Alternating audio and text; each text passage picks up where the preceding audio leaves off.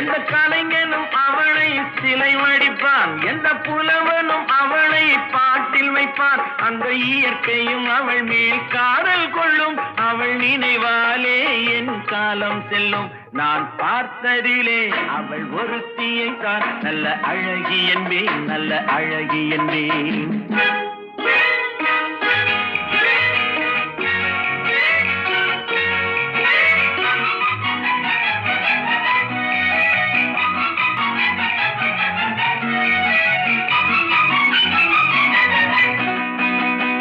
இடையோ இல்லை இருந்தால் முல்லை கொடி போல் மெல்ல வளையும், சின்ன குடை போல் விரியும் இமையும் விழியும் பார்த்தால் ஆசை விளையும். அந்த பூமகள் திருமுகம் மேலே குளிர் புன்னகை வருவதனாலே நிலவு